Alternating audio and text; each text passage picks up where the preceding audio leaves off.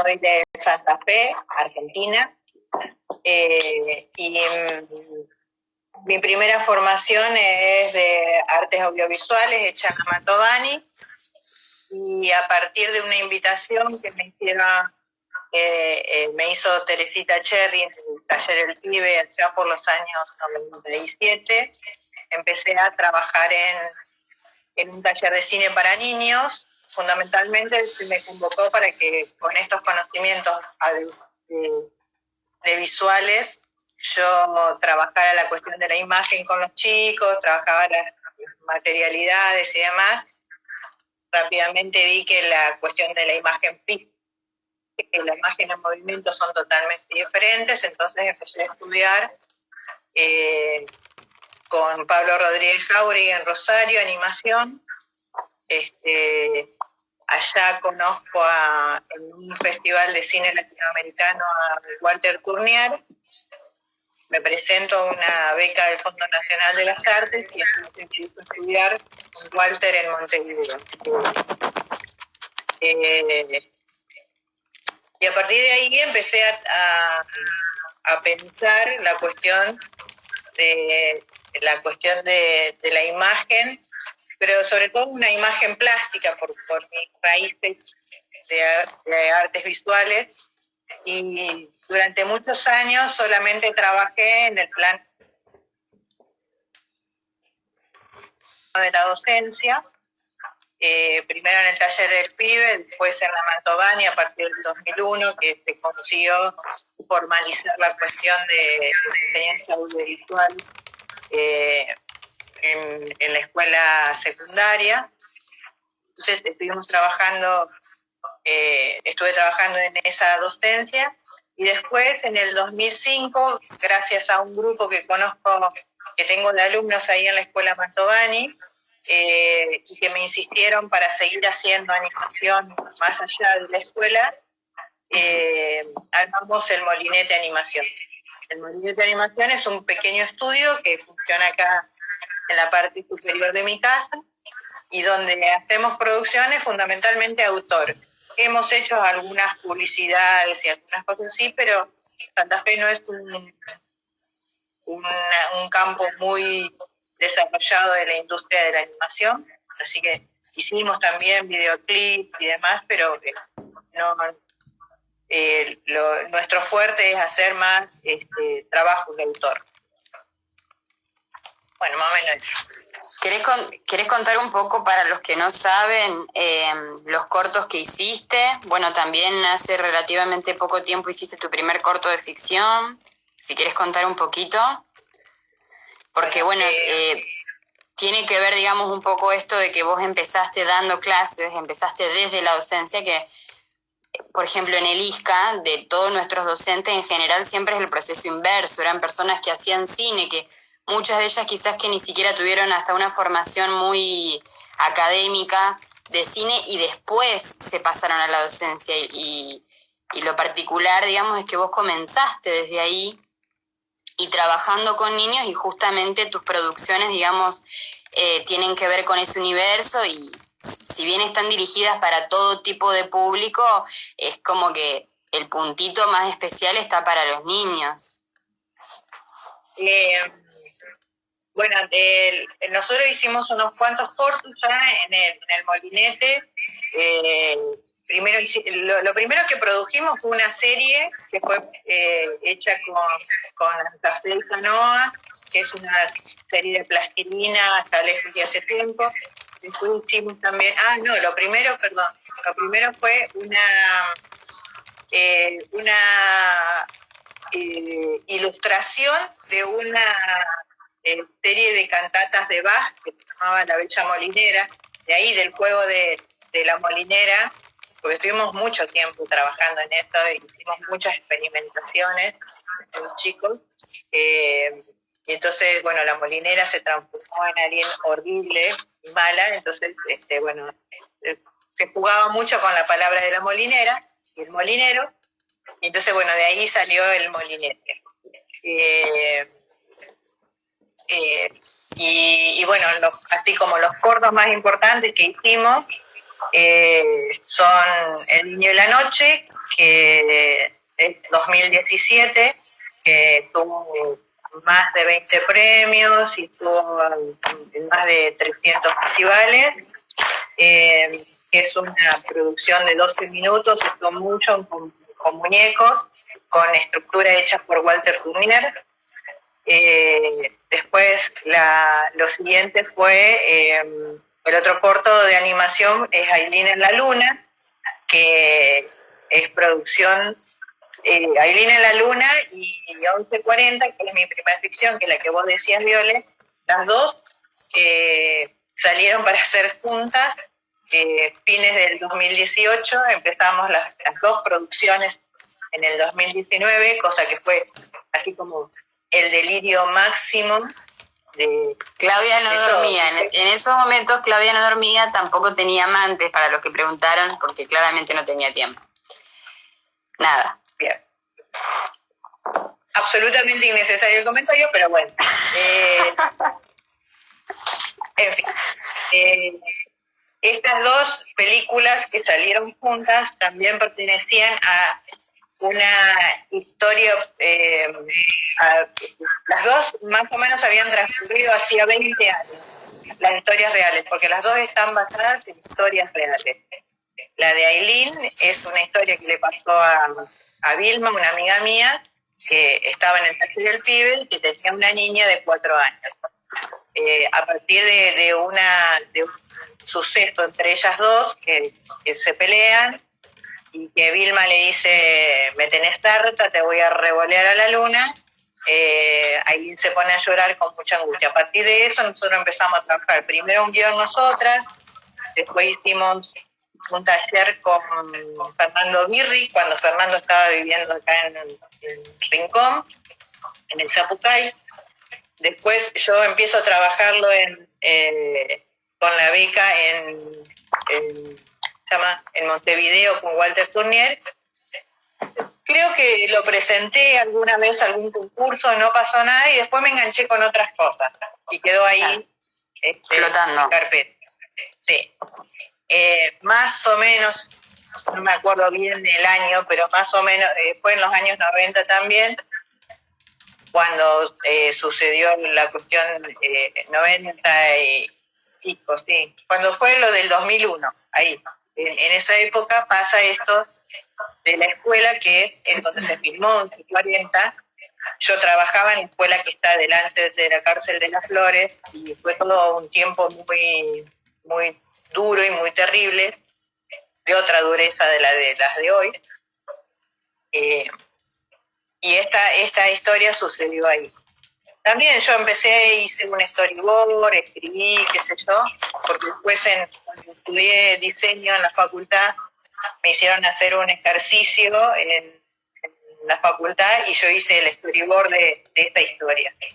Así que tenía las dos en carpeta. Y yo... El que encontré yo esa vez es el storyboard. Claro, exacto. Tratando de buscar algo en el quilombo del taller. Bueno.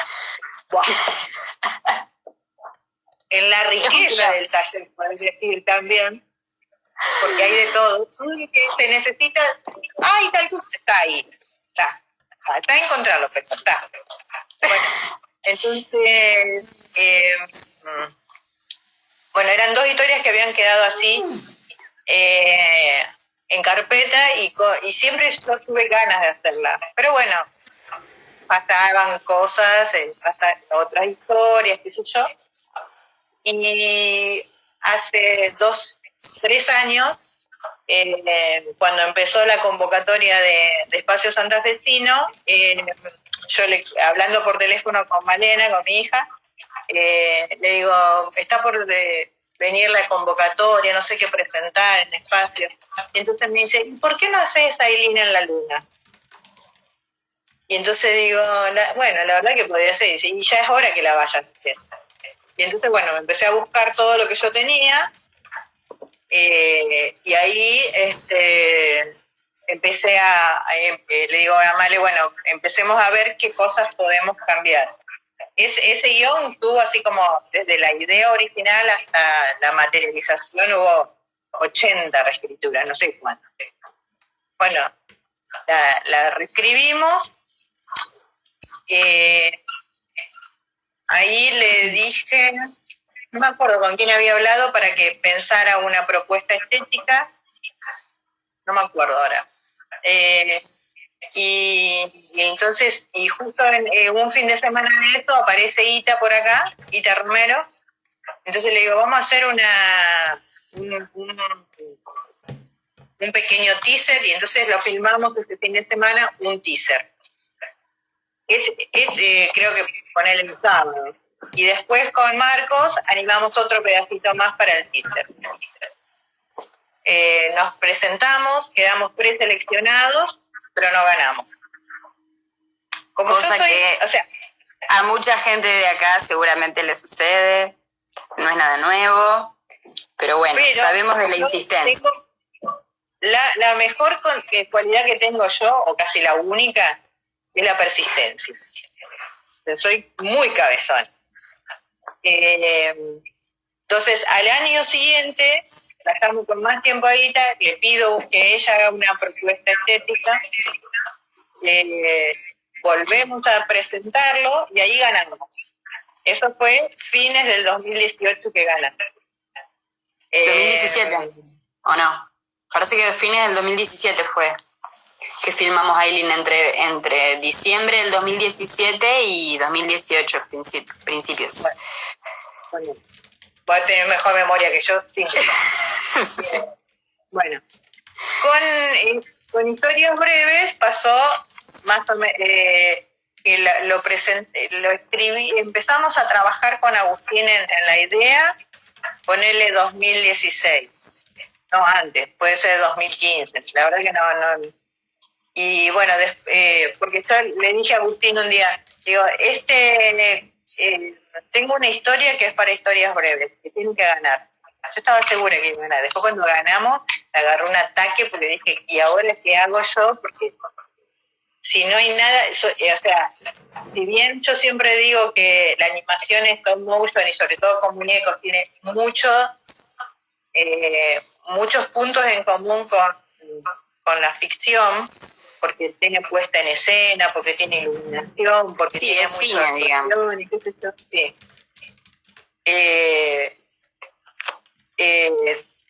Igual no es lo mismo.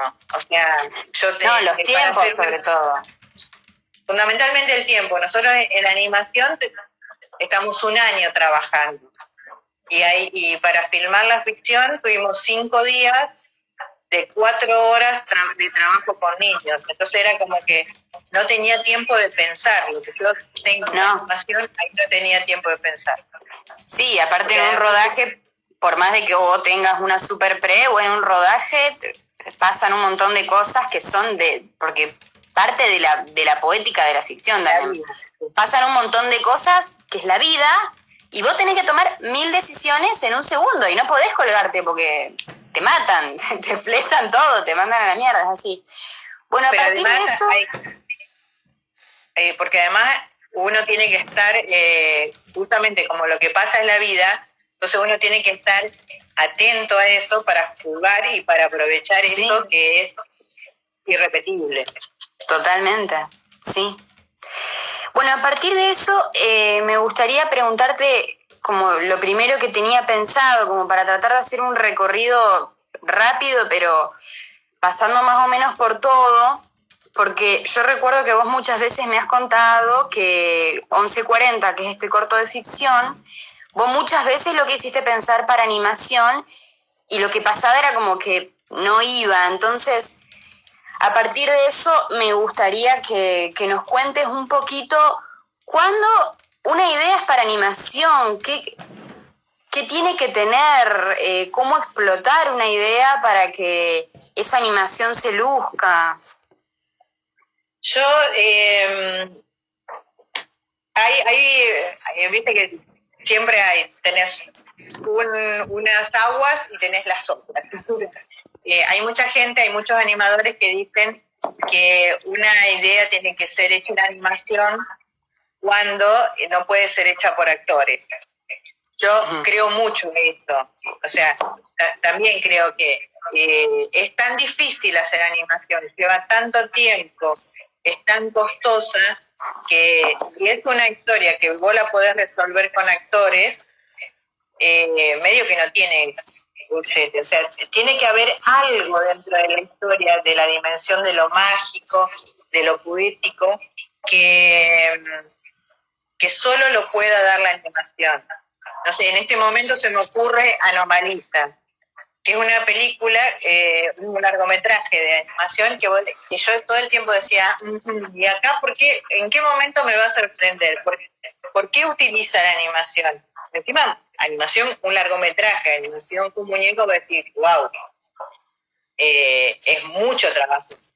Y al final se cobra sentido esa animación con lo que le pasa al personaje. Entonces yo creo que siempre creo que primero uno tiene que empezar con la historia. O sea, ¿qué es lo que yo quiero contar? Primero ver de qué quiero hablar. Y después pensar cuál es la mejor manera de contarlo.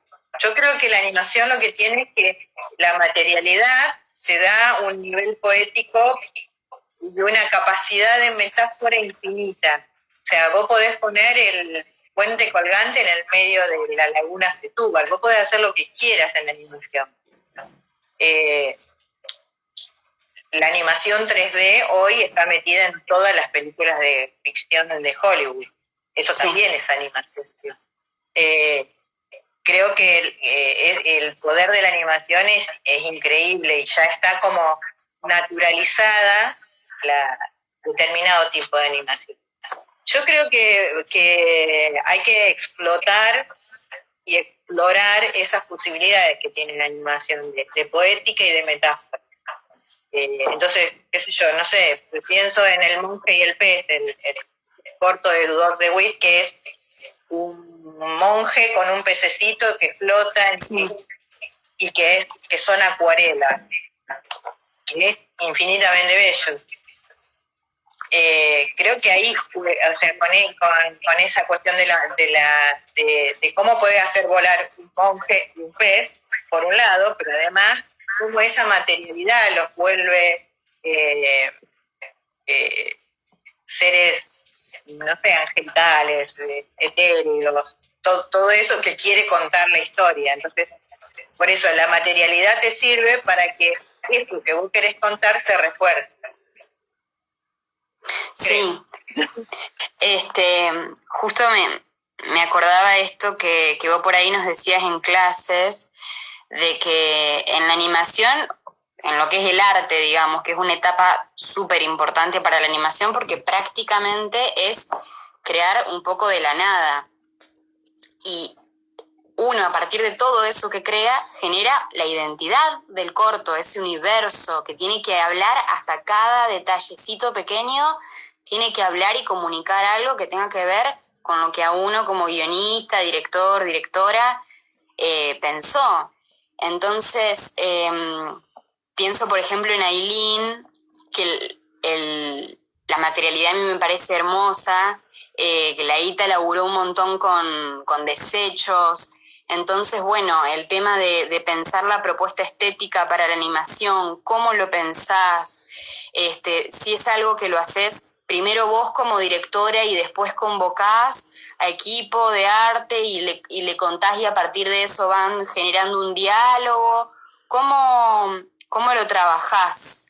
Vos directamente, por ejemplo, cuando escribís un guión, ¿ya se te viene a la cabeza una materialidad, un diseño de personaje? ¿Cómo es ese proceso? La primera vez que había escrito a Aileen hasta lejos y hace tiempo, hace 20 años, yo la quería hacer con pintura sobre vidrio. Me encanta. Amo la pintura sobre vidrio. Lo sé. A mí es lo que más me gusta. Porque ¿te acordás también cuando lo hice? Terminé flasheada. Entonces, en este momento, porque era cuando yo estaba estudiando con Walter, entonces yo quería trabajar esas cosas que Walter ha hecho muchos tipos de experimentaciones con papeles, con recortes, con muñecos, con todo tipo de cosas. Entonces yo quería pensarla por ese lado. Cuando me puse a hacer 3 segundos, estuve como la vida. O sea, creo que estuve una semana y nada, no había avanzado nada.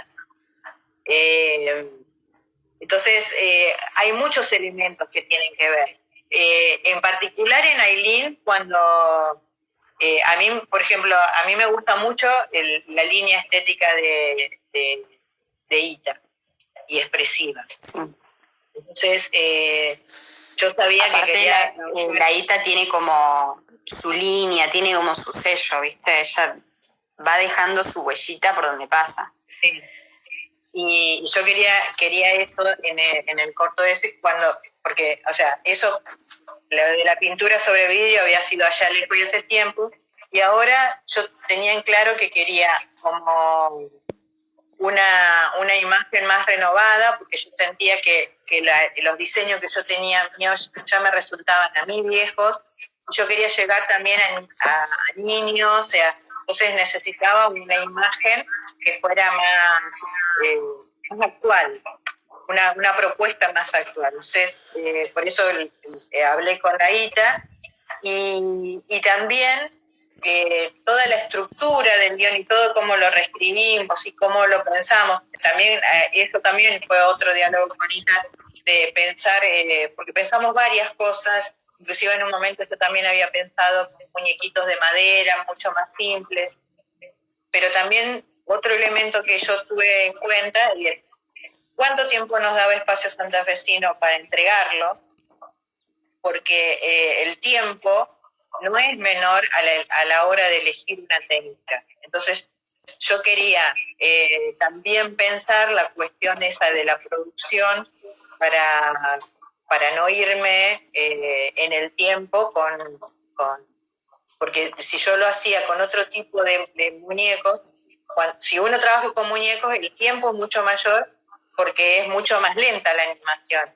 La animación sobre vidrio, sobre mesa multiplano, es un poco más sencilla. Igual esta animación fue bastante compleja por todos los elementos que se movían, por la cantidad de capas que teníamos, pero todo se va dialogando. O sea, todo el tiempo estábamos trabajando qué cosas mejorar y cómo teníamos que pensar los espacios, cómo pensar la construcción de las maquetas, en qué momento iba a haber un cambio de plano, ¿no? Entonces, la estructura, el storyboard lo fuimos ajustando todo el tiempo con el asistente de dirección en ese momento, o sea, porque íbamos trabajando sobre cómo se construían los personajes, los moldes que se podían hacer, ¿no? Todo el tiempo fuimos trabajando con Ita, que estuvimos todo el tiempo trabajando acá. Sí, organizar una pre de arte requiere todo una pre antes, digamos. Es como organizar un rodaje. Es así y uno se tiene que organizar un plan y decir, bueno, esta semana tengo que solucionar tal cosa. Bueno, ¿quiénes van a estar en la pre de arte? Son 5 personas. Bueno, ¿qué va a hacer cada uno? ¿A qué se va a dedicar? Porque también pasa algo, por ejemplo. Si todos hacemos caritas, que digo caritas porque en Ailín me encargué de hacer muchas caritas. 78 caritas. Sí, era algo que yo creo que soñaba con la cara de Ailín, pero era como una cosa más diabólica de la que soñaba. Si todos hacemos caritas, van a salir todas distintas, porque a ver, yo siempre digo, yo no puedo imitar la línea de la otra persona. Me parece que es súper difícil, a vos te puede salir, sí, una idea más o menos igual, pero para algo como el rostro de un personaje, que va a salir desde un primer plano hasta... Tiene que ser la misma persona, o de última 2 personas, pero lo mejor es que sean la misma persona. O si no, trabajar con moldes como hicimos con Ailín. Entonces, primero, Itatí modeló todo en arcilla no sulfurosa, de eso hicimos los moldes de silicona y de ahí sacábamos para que siempre fueran lo mismo, porque si no es imposible. Sí. Porque cada uno deja su impronta sobre la Totalmente. Está buenísimo, pero cuando tenés que producir así una cosa más larga, bueno, hay que pensar estrategias de trabajo. Sí, es todo una pre. porque aparte también es muy importante, una vez que uno ya empieza a tener más o menos algo que se pueda animar y probar, hay que hacerlo. Es muy importante siempre poder probar, ver en cámara, primero ver en cámara, ver cómo, porque uno, o sea, la cámara te delata todo. Vos capaz que ni siquiera lo viste, a un puntito de que se te salpicó pintura del que estaba al lado, que estaba pintando, y vos no lo viste, realmente no lo viste, pensaste que lo que hiciste ya estaba súper acabado. Lo ves en cámara y ves una cosa así enorme que decís, ¿de dónde salió esto? Claro, porque un puntito después agrandado por la cámara se transforma en otro así. Entonces, y en ese sentido, por ejemplo, cuando empezamos a construir las escenografías, íbamos probando con una mesa multiplano, pero que tenía 3 niveles nada más. Después nosotros en Ailín trabajamos con 7 niveles de vidrios. Entonces, inclusive ahí hubo algunas cosas que hubo que retrabajar porque quedaban fuera de escala. Al empezar a trabajar la profundidad de campo, quedaban fuera de escala. Entonces, por ejemplo, las planchas hubo que hacerlas de nuevo, cambiar los tamaños, inclusive hacer 2 planchas de 2 tamaños distintos para el plano y el contraplano. Sí, bueno, Ailín fue cosa, antes de la pre, hay una previa que es la decisión de cuál es la técnica y cuáles son las cosas que hay que ajustar. Y nosotros, por ejemplo, tuvimos que hacer 2 mesas multiplano nuevas, adaptadas a, por un lado, al espacio que teníamos, pero también a las necesidades que empezamos a encontrar que era interesante trabajar. Sí, sí, se necesita toda una pre, porque es organizar estética, tiempos, quiénes van a estar, bueno, un montón de cosas. Aparte, la pre de Ailín fue bastante larga porque prácticamente todo lo que se ve se hizo, porque como había que hacer muchas cosas en perspectiva y demás, de todas las cositas que tenía Clau, muy pocas las podíamos meter ahí, entonces era hacer todo. Y las caritas las sacábamos del molde y teníamos que emprolijarla porque imagínense que del molde no salen así como se la ve. Hay que darle un buen rato. De hecho, hubo un largo lapso de tiempo que se coincidió la pre de arte y el rodaje. Estábamos laburando al mismo tiempo, digamos, las 2 etapas, lo cual es bastante complicado, pero si ya está todo definido para ese entonces, la gente de arte ya sabe lo que tiene que hacer. Entonces, bueno, Claudia, digamos, que es la directora, no tiene que estar por ahí aprobando sí, esto no, esto de tal color, esto de otro, sino que puede estar más dedicada a la parte del rodaje, digamos, ya que todo lo otro está decidido. Eso se supone que es, digamos, lo y la parte del rodaje también fue interesante porque se hacía en 2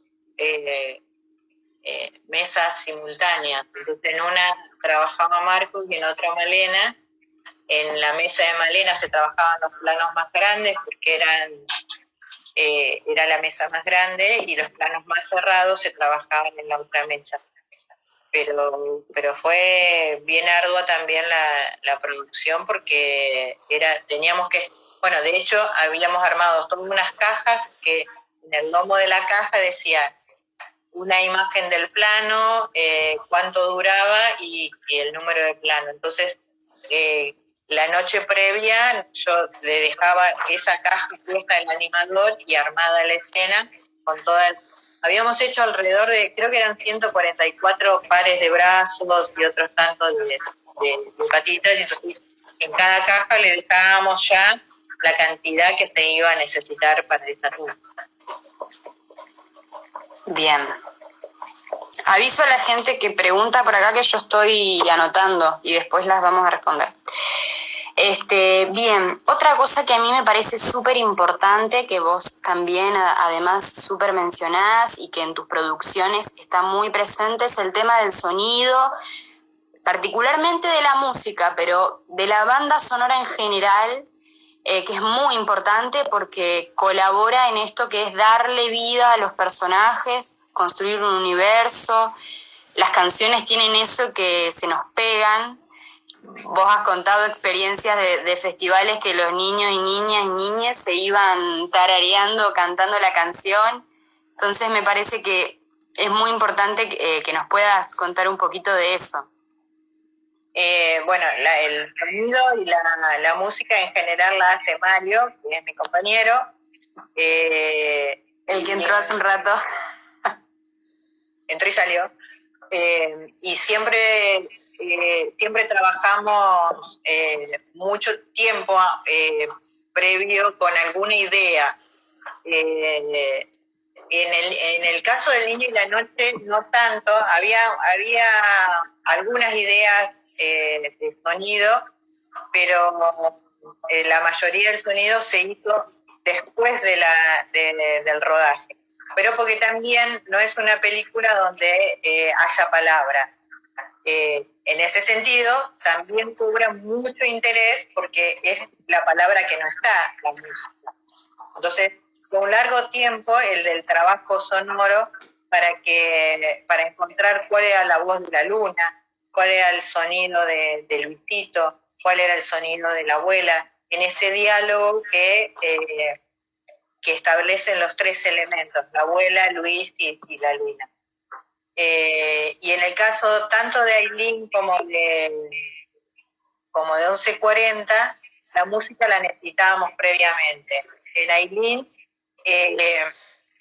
todo el sonido necesitábamos previamente. O sea, yo le pedí a Bárbara Bárbara Peleteiro, que me prestara su hija mayor, Francesca, para hacer una prueba, para ver cuánto duraba cada frase que yo había escrito de tiempo para armar el animatic. Yo necesitaba saber más o menos cuánto le lleva a un niño decir esas cosas, cómo generar la atención con la mamá. Entonces, hicimos una prueba con Bárbara y con la mamá, con Bárbara y con Francesca. Con eso hicimos una maqueta. A mí me encantó cómo quedó la voz de Francesca, porque además Francesca entró mucho en juego conmigo.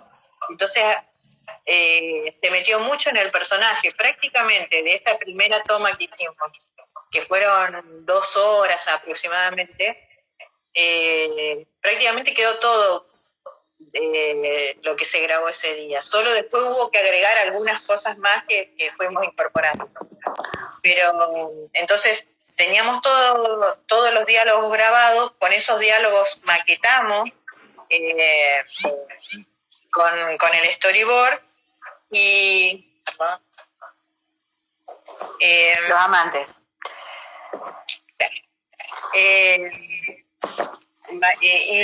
Y necesitábamos la canción para que Francesca grabara la canción y nosotros hacer también los movimientos y todo para ver, necesitábamos la canción terminada para poder animar las boquitas, que las boquitas fueron hechas en 2D.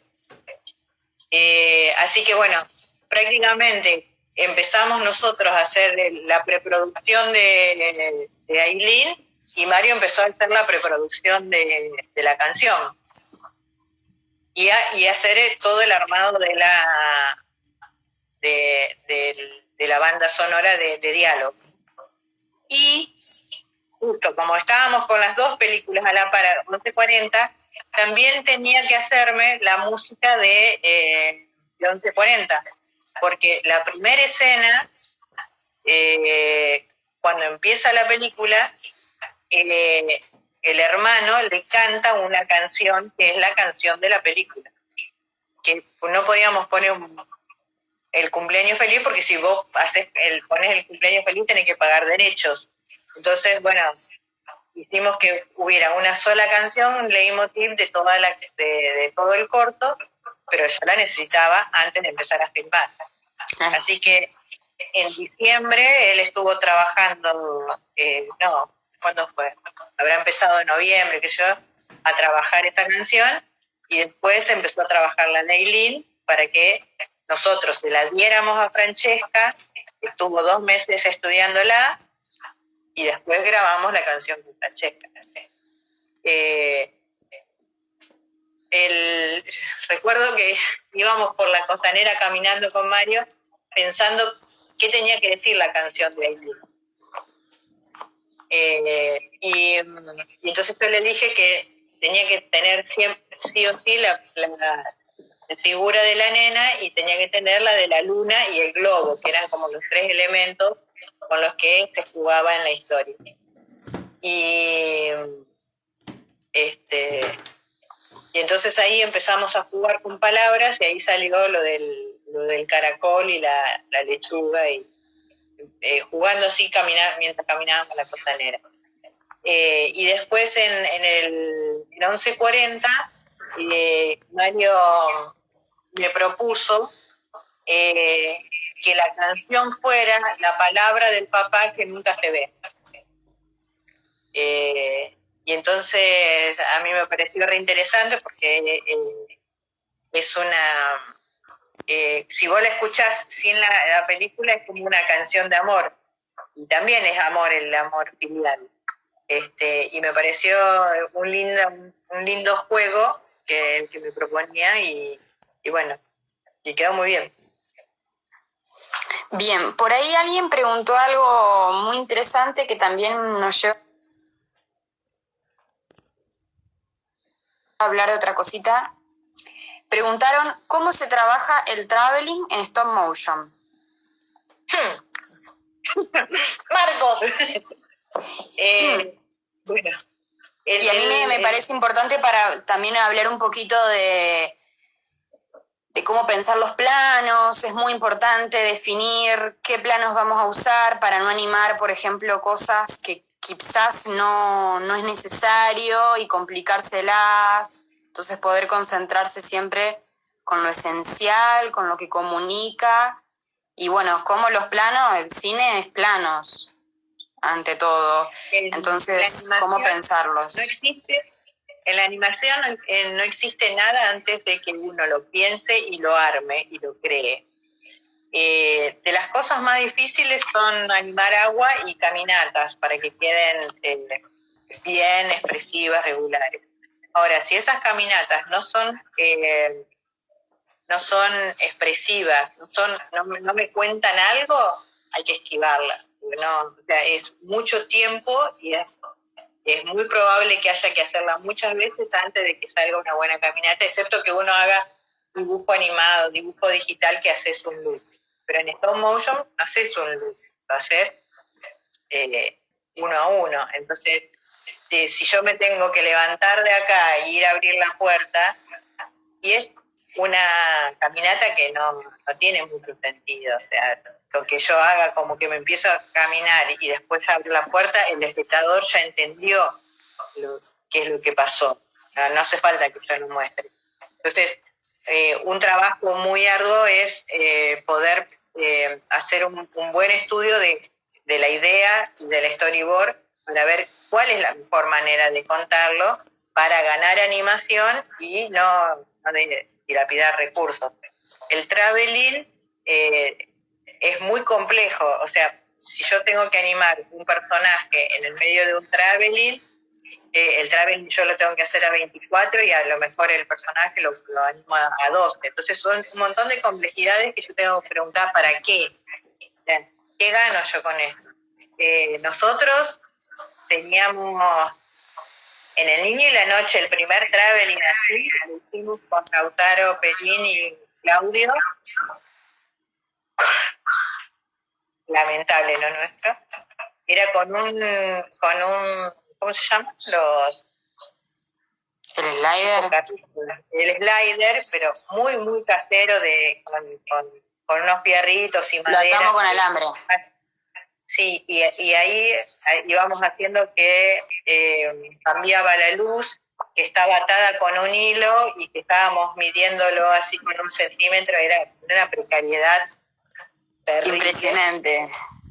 Sí, muy latinoamericano. Ya para el traveling de Aileen teníamos un slider un poco más interesante, igual era también a pedal de una aguja pegada y que lo íbamos adelantando cada 3 milímetros. Bueno, acá, justo que hablaste del niño, Clara pregunta, en El niño y la noche, ¿cómo hicieron la escena de la caída? Hay dos caídas. La de la caída del niño, fuimos desarmando, bueno, el niño cae en un pozo que estaba lleno de vaselina. Y lo fuimos desarmando el niño para ir metiéndolo. Y a la vez que íbamos metiendo el niño, íbamos sacando con una cosita el aceite y secando todo. Entonces, nos llevó más de un día hacer toda la caída. Bien. Sí, algo muy importante a tener en cuenta en la animación es que uno lo que filma es lo que va a usar. No se filma además, como pasa en ficción. En ficción, nosotros hacemos el famoso plano establecimiento en general, digo lo más clásico, filmamos toda la acción. Después vamos a los otros planos y en general siempre filmamos de más para tener el montaje, justamente para jugar en montaje. En montaje se juega mucho. En la animación el montaje tiene que estar totalmente fríamente calculado, digamos, antes. Por eso la importancia del storyboard. Que sea todo bien preciso, porque imagínate, o sea, si vos animás un montón de cosas de más, es como que después realmente te querés matar.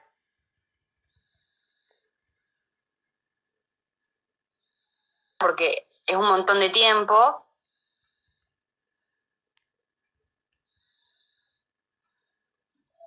Y ese tiempo es plata. Aproximada toma, lo normal es unos 6 segundos por día, a veces. Y a veces esos 6 segundos no sirven y hay que volver el día siguiente y entonces en realidad uno deja de volver a hacer una toma cuando cree que esa toma está bien dramáticamente, que salió fluida, que salió expresiva. Cuando hicimos El niño en la noche, en esa parte donde se tocan, hacen el jueguito con las manos, la abuela y el niño, esa la filmamos 4 días con Marco, porque la plastilina que teníamos primero se quebraba, entonces la cambiamos por otra, pero la otra se deformaba, entonces hicimos una prueba de mezclar las dos, bueno, así como varias pruebas hasta lograr que tuvieran el ritmo, que tuvieran la expresividad y que fuera verosímil, que es lo que uno intenta conseguir.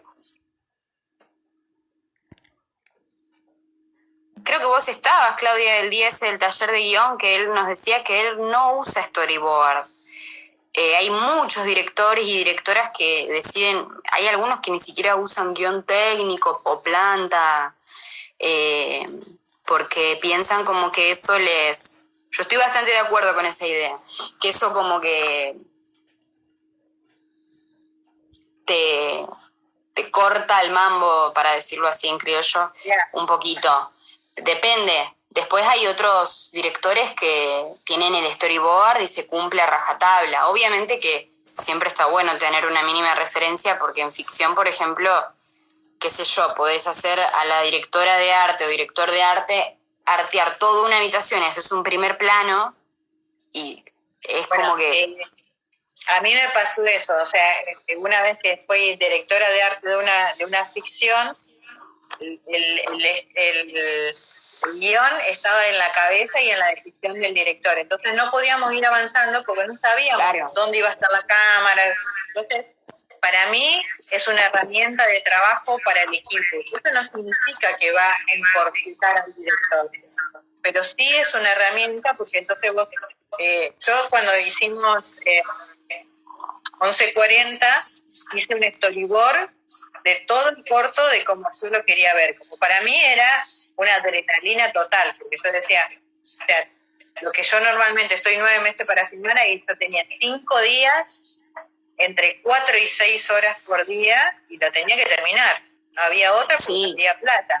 Entonces, hice un storyboard, previo al rodaje nos juntamos, yo proyecté en la pared el storyboard y entonces entonces yo le decía, bueno, yo quiero este tipo de plano, quiero este tipo de encuadre, les mostré a todo el equipo, a Vito de arte, al fotógrafo que era Claudio, les dije, bueno, este es el tipo de imagen que yo quiero, entonces busqué referencias de otras películas en cuanto a colores, paleta de colores, en cuanto a tipo de encuadre.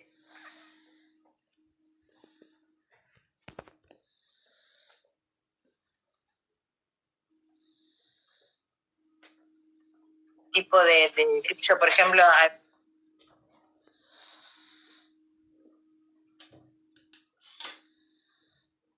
una de las referencias era una película iraní que se llama El Silencio. El niño se veía y atrás todo fuera de foco. Entonces, todas esas cosas yo dije, bueno, yo quiero que por acá vaya mi película.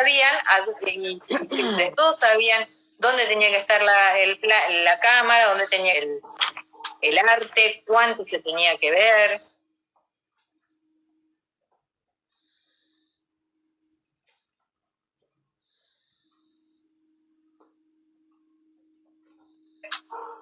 Para mí es también porque yo vengo de las artes visuales, para mí escribir es más hacer el storyboard y después hacerlo guión. Pero para mí me sirve mucho para saber qué es lo que quiero que se vea, cómo quiero que se vea. Escucha, Clau y gente, vamos a cortar porque ya va a ser la hora y se va a cortar esto solo. Estábamos hablando de ¿eh? Hola, Gastón. Estábamos hablando de esto del storyboard en la animación. Bueno, se había armado ahí un debate. Yo te sigo viendo solo a vos, Viole. No sé qué. Ahí está. ¿Alguien no escucha o no ve o no siente, no sé, algo? ¿Alguien está muerto? ¿Alguien tiene coronavirus?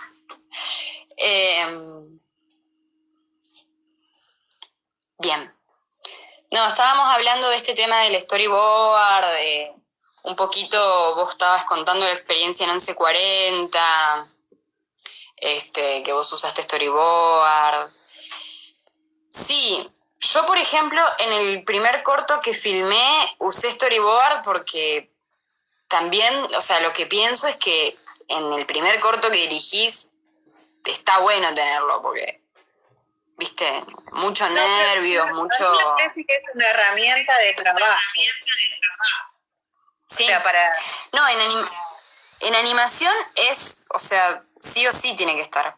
Sí o sí, pero en la tiene que ser... la entiendo. O sea, para el director de arte está re bueno saber dónde quiere el director poner la cámara, qué es lo que quiere que se vea, si quiere que se vean 200 personas o una sola.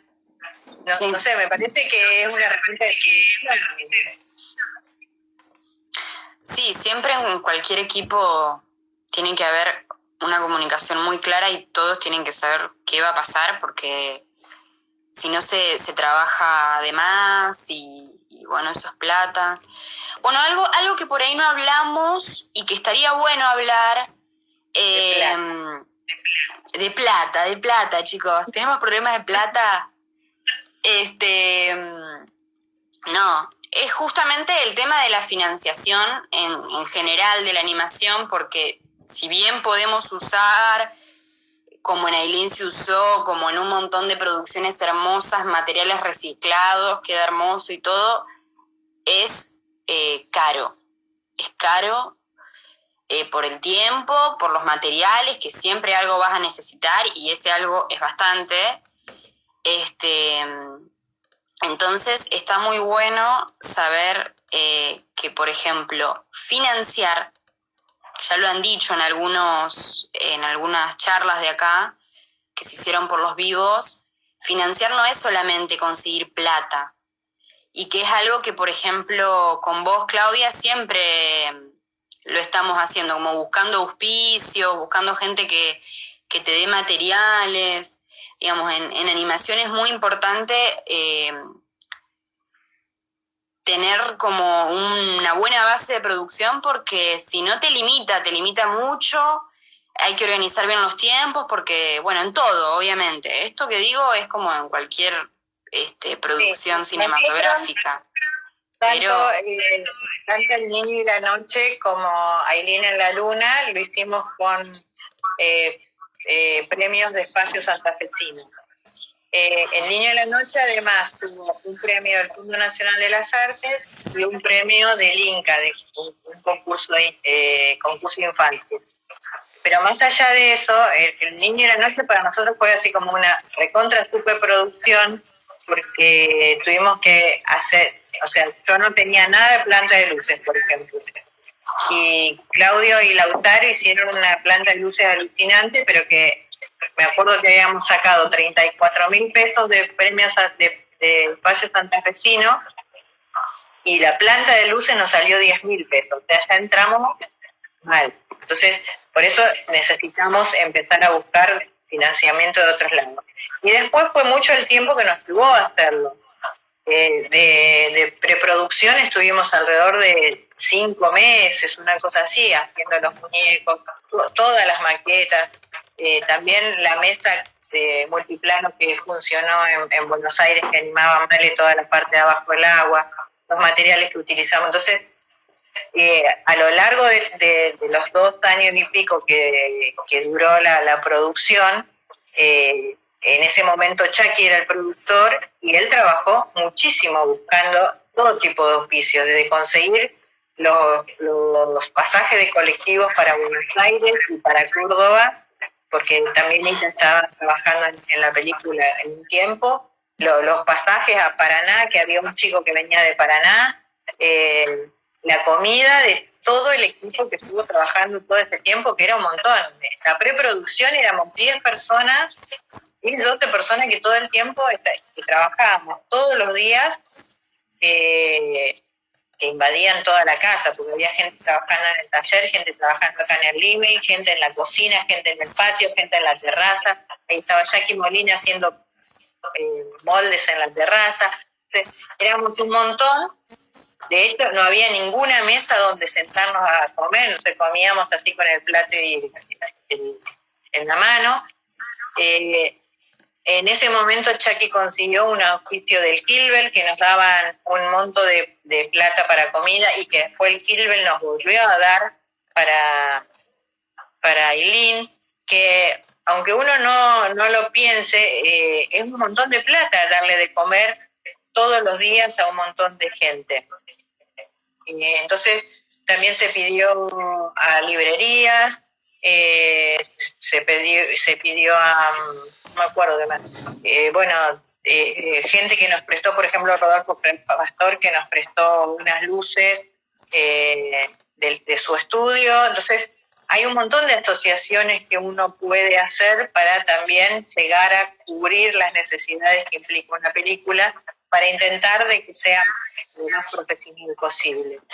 En Ailín nosotros también buscamos un montón de alianzas, auspicios, y ahora con la serie que estamos haciendo, hablando de cosas serias, bueno, nos está haciendo más difícil porque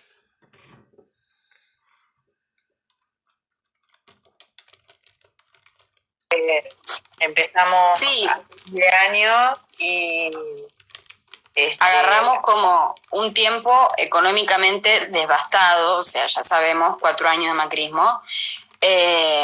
La mayoría de los comercios cerró, el que no cerró quedó endeudado, en quiebra. Entonces, la verdad que hasta el momento era como vergonzoso ir a pedir un auspicio, digamos, porque sabemos, no somos inconscientes de la época que vivimos, y sabemos que a los comerciantes les cuesta un montón, sobre todo a los pequeños, ¿no?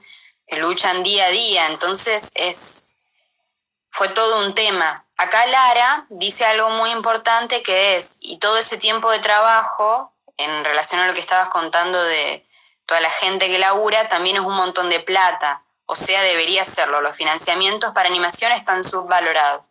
Sí, el financiamiento para cine está bastante subvalorado, Por eso es muy importante poder conseguir en animaciones tejer redes para tratar de usar la mayor cantidad de plata que te dan, de poner el espacio, Inca, el concurso que ganes, para los honorarios, digamos, porque si no es un bajón. Lamentablemente es un montón de laburo el de conseguir y el de tejer redes de financiamiento. Si querés, Clau, y como para ir terminando, el que quiera preguntar algo más lo hace, estaría bueno que hablemos un poco que recién empezaste a hablar un poquito, de la serie. No sé qué dijiste. Que estaría bueno que para ir cerrando hablemos un poquito de lo que estás haciendo ahora, bueno, de lo que estamos haciendo ahora, que es una serie web que ganó el año pasado la convocatoria de Espacio Santafesino, se llama Hablando de Cosas Serias. Estaría bueno como fuimos mechando ahí con producciones tuyas y ahora como ir a lo que está sucediendo ahora. Porque la particularidad de esta serie es que tiene muchas complejidades porque tiene una gran pata documental. ¿Sí? Es una serie docu-animada, una serie web docu-animada. Está basada se llama Hablando de Cosas Serias. Nosotros ganamos un premio de Espacio Santafesino para hacer 6 capítulos.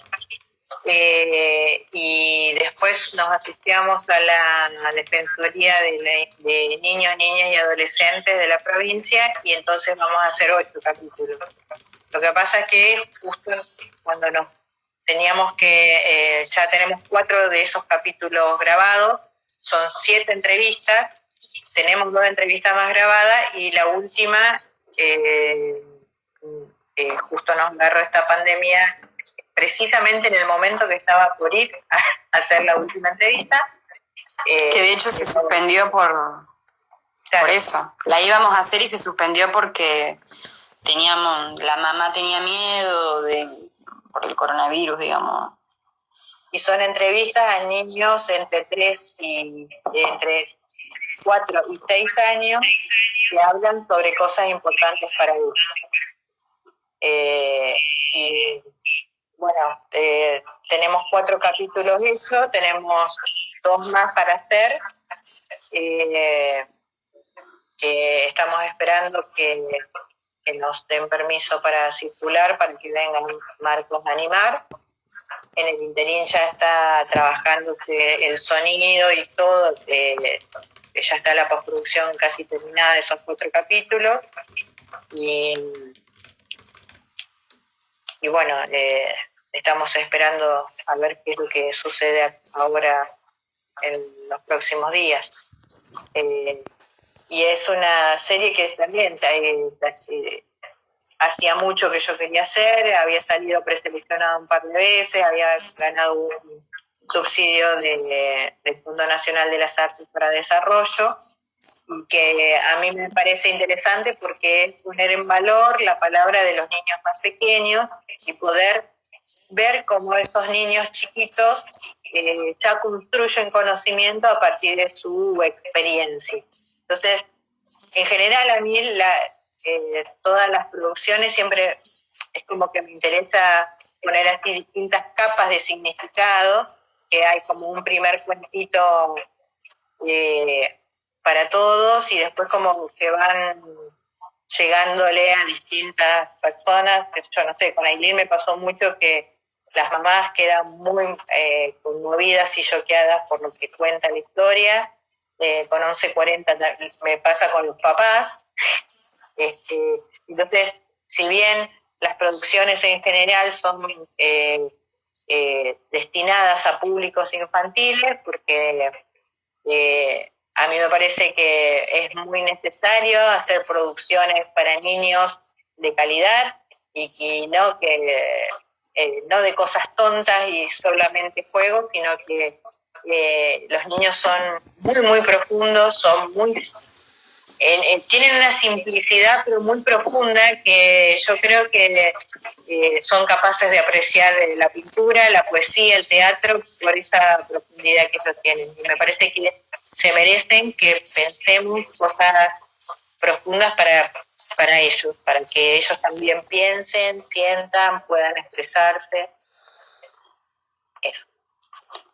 Sí, no, la verdad que las entrevistas no dejaron de sorprendernos. De hecho, en la pre de arte muchas veces nos poníamos a citar a las niñas que las cositas que decían. Yo, por ejemplo, me encantó Nina que decía renuncio.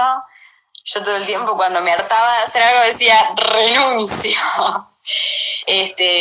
Bueno, algo que es muy complejo y que tiene que ver con los tiempos, que fue muy difícil, que a mí me agarraban como picos de estrés en momentos, era que Espacio Santafesino, vos te enterás de que ganaste y más o menos que se concreta todo ese trámite muy cerca de fin de año. Lo cual es, la verdad que para todo no está bueno. No está bueno. Sí, porque enero es corto, un mes que en Santa Fe es muy difícil hacer cualquier cosa, desde hacer entrevistas, sí, o producir arte, es complejo, es muy complejo. Sí. Pero bueno, estaría buenísimo que eso cambie. Pero... se revea, sí.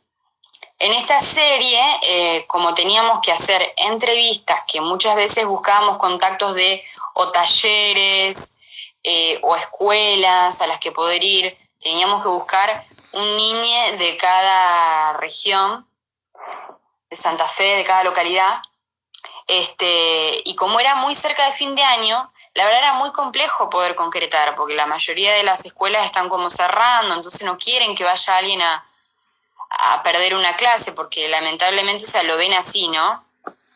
Claro, acá dice Laura, te tiran la bomba a fin de año a llorar al campito. La verdad fue muy complejo, aparte a nosotras nos interesaba trabajar tanto con la comunidad QOM y con la comunidad Mocoví, que ya por suerte pudimos concretar ambas entrevistas, y también es muy complejo, digamos, porque uno se está metiendo en subjetividades de niñez, de familias, entonces hay que tener mucho cuidado. Esto con todos los niños, digamos, hay que cuidarlos, porque justamente la idea de la serie es que ellos se vean representados, que sea algo piola, no que sea como una cosa de exposición. Entonces era muy importante pensar, por ejemplo, que bueno, nosotras íbamos a hacer las entrevistas, armábamos las cosas y nos retirábamos del espacio y dejábamos a alguna persona cercana, la maestra, el papá, la mamá, que le haga la entrevista, pero al mismo tiempo tampoco podíamos soltar todo así porque necesitábamos que esa entrevista esté buena, necesitábamos que la persona que esté entrevistando indague en el niño, que de ahí se meta en su universo, digamos, porque si no, no tenía mucho sentido. Entonces era hacer un montón de aclaraciones, el tema del sonido, de que no podés llevar 1000 equipos de sonido, meterle un corbatero al nene o a la nena porque es muy invasivo, pero al mismo tiempo, al ser entrevistas, una de las cosas más importantes es que la voz se escuche bien, se escuche clara. Entonces, bueno, Mario nos puteó. En varios idiomas. Sí, que yo le dije, mirá Mario, esto es lo que hay. No puedo meterle un corbatero al nene. No puedo llevar placas para aislarlo de todo el sonido. Ya está. Sí, o también lo que pasaba era que la cuestión de la expresividad del cuerpo del niño también. Por ejemplo, vos agarraba, en un caso llevábamos un paquete de masitas como para una ofrenda de cariño y esa bolsa de masitas se metió sí, fui aprendiendo. La primera entrevista, como nos dimos cuenta que no fue para nada una buena idea darle una bolsa de masitas a un niño, porque por más de que vos le digas, no agarres masitas, porque las va a agarrar, porque aparte es un paquete de masitas, o sea, hasta yo que ya soy grande me encantan las masitas y agarro el paquete. Entonces después dijimos, bueno, no, en un plato, porque si no el paquete hace ruido. Un montón de cosas, aclararle a la gente que hacía la entrevista que no pisen, porque nosotros cuando hablamos en la cotidianidad nos pisamos. Entonces es todo un tema, digamos, complejidades del documental, que son muy complicadas, que es meterse en un mundo. Mira, la complejidad del documental, pero además confiando en la familia o el grupo cercano para no, porque la idea también era que los niños pudieran ser expresivos, pudieran hablar en confianza y a nosotros no nos conocen. Entonces, bueno, eran como muchas cosas que, bueno, pero creo que van saliendo lindas. Ahí va, sí. Y no sé si lo mencionaste, pero así como porque es importante, que los diseños, o sea, los monstruitos, que son como los niños, están como previamente diseñados por ellos. Nosotros les pedimos que se dibujen. Bueno, buscala y yo cuento esto. Nosotras le pedimos que se dibujen como si fueran un monstruo, un bicho, un animal, un alien, no sé, lo que sea. Tratar de que no sea humano. Y ellos hacen el dibujo. Entonces, la diseñadora de los personajes, ahí está, ahí se ve. Ese lo hizo Maxi de la comunidad Cuom, de acá de Santa Fe.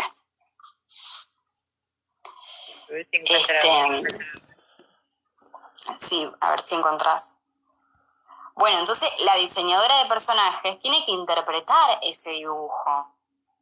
O sea, no. Está bueno ponerle Mariana, que es la diseñadora, ella labura con niños. Está en pedazos. Está en pedazos, porque hicimos como ¿cómo que se llaman? De este árbol, no me sale. Las orejas de negro, unas así enormes, con Gastón.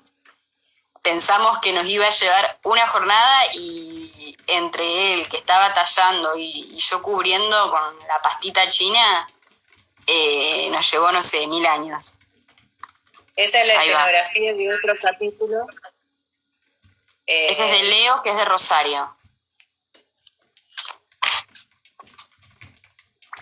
Bueno, ¿tenés algo más para mostrar? Quería ver si encontraba a Leo.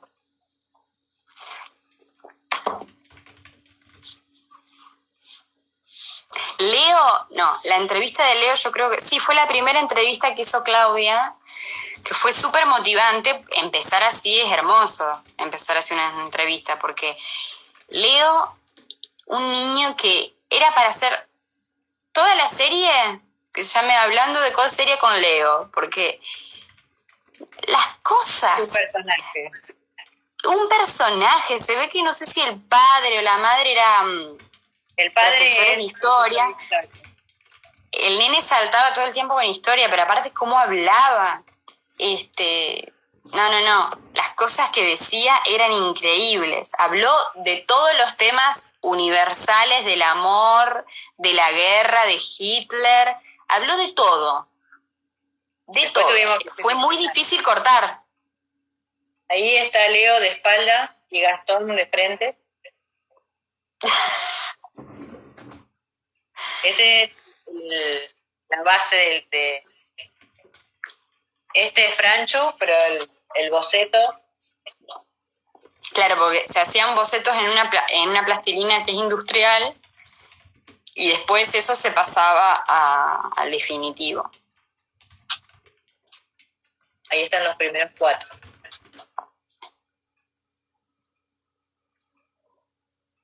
Bien. Era importante tener esos bocetos para saber, digamos, si ese diseño iba a funcionar bien para la animación. No es lo mismo ver el diseño en un papel plano, por más que veas todas las vistas, que tener ahí lo más cercano al muñeco posible, digamos, porque ahí ya empezás a tantear qué falla.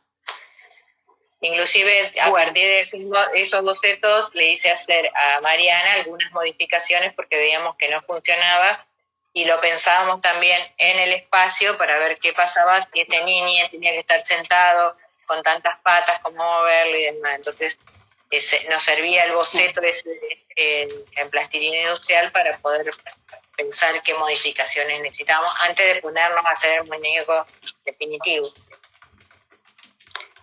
Y podríamos hacer otro vivo contando la travesía de cómo vamos a hacer estos muñecos.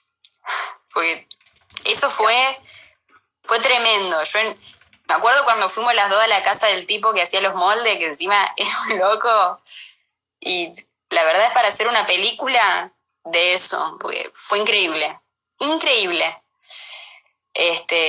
Fue muy difícil encontrar de qué materialidad iba a ser, o sea, con qué se iba a hacer el muñeco, con qué lo íbamos a hacer, porque pasamos por un montón de cosas. En primero lo queríamos hacer con molde, después no, porque el tipo que hacía los moldes iba a tardar mucho, entonces no íbamos a llegar y nos decía que no iba a quedar muy bien en el molde, porque claro, es como algo súper delicado, con un montón de detalles. Finalmente, después, para hacerlo expresivo, necesitábamos que tuvieran una pequeña estructura, pues no podían ser de plastilina solamente, sino que tenían... Claro. Y también, como hablan todo el tiempo, tenemos que cambiarle las boquitas, y entonces también quisimos hacerlo más grande para que fuera más sencillo el cambio de bocas. Entonces fue así como un montón de decisiones y de pruebas que tuvimos que hacer para poder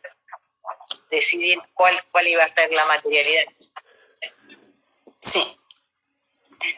Bueno, ¿te quedó algo pendiente por decir, Claudia, para decirle al público? No creo. ¿Alguna recomendación, algún consejo? Yo creo que es el momento de la animación, porque como ya no se pueden poner dos actores juntos, sí se pueden poner dos muñecos juntos que hablen, que se besen. O sea, creo que todos deberían repensar sus proyectos para animación. Ya los actores ¿Para no animación? Ya están, los actores ya fueron, no pueden, solo pueden hacer doblaje. ¿Animación o videoarte? Así. Sí, esas dos cosas. Trabajar con archivos. Bueno, justamente creo que el vivo que viene después va a ser con Gustavo Galupo, que es un realizador experimental rosarino, muy copado, así que vayan viendo sus videoartes porque están en Vimeo, así se pueden anticipar. Ahí Clarita va a ser la entrevistadora. Bien. Clara Sosa. Bien. Y 11:40 bueno, entonces, está en Cinear. Para que lo quiera ver. Ailín y el niño todavía no. El niño en breve va a estar en una plataforma y Ailín se va a demorar un ratito. No te pongas la gorra, Claudia. No te pongas la gorra. Estoy tratando de venderla para pagar. Bueno, listo entonces. Espero que hayan disfrutado la entrevista. Muchas gracias. Gracias, Claudia, por tu tiempo. Gracias, Viole, por las indecencias, pero... Bueno, les mando un beso a todos. Un besito, Claudia. Muchas gracias. Besos. Adiós. Gracias. Chao.